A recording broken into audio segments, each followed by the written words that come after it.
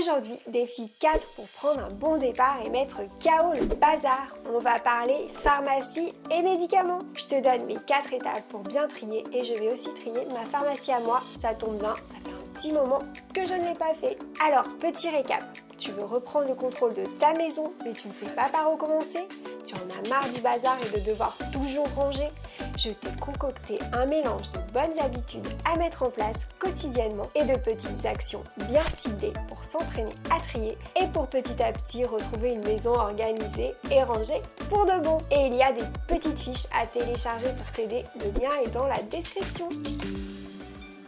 Dans la vidéo qui annonce le défi, je t'ai parlé de comment retrouver la motivation pour commencer à ranger ou nettoyer ta maison en 6 astuces, même quand tu n'as pas d'énergie ou quand tu n'as clairement pas envie. Ensuite, pour le premier défi, c'était de faire briller l'évier tous les soirs au moins. Le défi 2, de trier le contenu de ton sac à main et de tout ce qu'il contient. Et le défi 3, c'était de faire ton lit le matin pour bien commencer la journée. Et si tu n'as pas vu cette vidéo, vas-y vite parce que faire son lit a plus d'avantages que tu ne le penses. C'est parti, aujourd'hui on s'attaque au défi numéro 4, les médicaments et plus généralement au placard à pharmacie. Pour commencer, il est important que tu tries régulièrement tes médicaments car les conserver de manière désorganisée ou inutilisée représente des risques pour toute la famille. Cela peut entraîner de la confusion dans les traitements, une ingestion accidentelle par les enfants et surtout, après avoir trié, tu gagneras de la place. Tu sauras également exactement ce que tu possèdes chez toi. Plus besoin de chercher le médicament contre les maux de ventre un dimanche à 2h du matin lorsque ton fils ou ta fille vient de vomir dans son lit. Dans ces moments-là, tu dois déjà rassurer ton enfant, le changer les draps, nettoyer, bref, tu te remercieras d'avoir apporté demain ce dont tu as besoin, bien rangé et bien étiqueté. J'aime bien ce 4e défi, mais il y a quelques années, c'était vraiment une corvée pour moi de le faire. Maintenant, cela se règle en 5 minutes. Avec l'habitude, ça va beaucoup plus vite, mais je précise qu'en fonction de la configuration de ta famille et si certains membres ont des traitements particuliers, cela peut prendre un peu plus de temps. Les médicaments s'accumulent rapidement et on peut rapidement se retrouver avec beaucoup de boîtes et de gélules de toutes sortes. Première étape.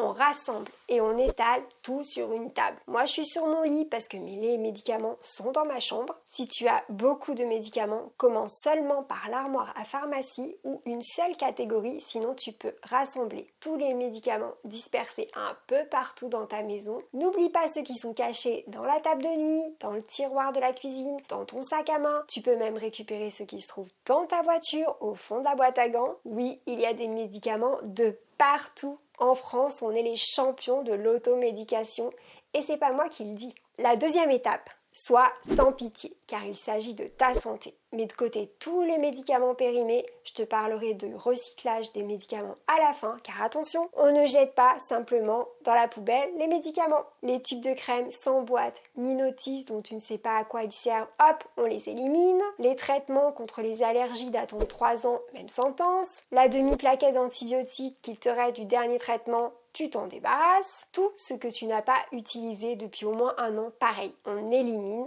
La plupart des produits ouverts ne se conservent pas très longtemps. Une fois que tu as trié tout cela, tu as fait de la place bien sûr, on ne s'arrête pas là. Ensuite, on passe au rangement, c'est l'étape 3. Tu vas catégoriser et regrouper tout ce qui va ensemble. Essaye de ne pas disperser les médicaments dans toute la maison. Cela évite les doublons et permet également de faire des économies car tu sais exactement ce que tu as. Fais selon ce qui est le plus pratique pour toi. Je te propose des catégories, mais il faut les adapter à ta famille et à ton mode de vie. Tu peux créer une catégorie pour les enfants, une pour les maux de ventre, une autre pour les maux de tête, une pour les allergies, une pour les traitements de la peau et une pour les petits bobos du quotidien. En fonction des pathologies les plus fréquentes dans ton foyer, organise-toi. Si tu as beaucoup de médicaments, ajoute des étiquettes pour que tout le monde puisse trouver ce dont il a besoin en cas de problème. Tu n'es pas obligé d'acheter de jolis contenants. Personnellement, j'avais utilisé des sacs de congélation avec du masking tape, ça faisait très bien l'affaire.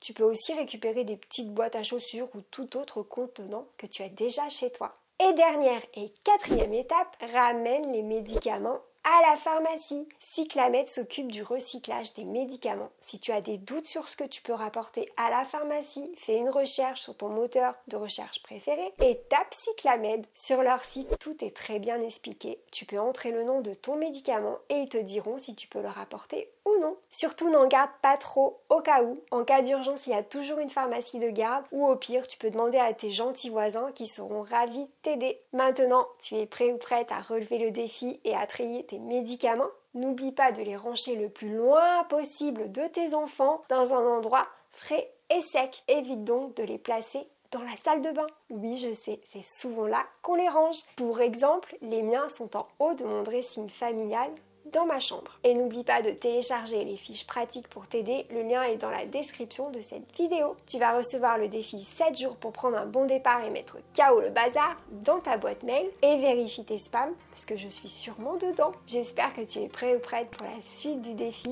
On se retrouve très vite pour le jour 5 et on va avoir chaud et le bazar aussi. Bye bye!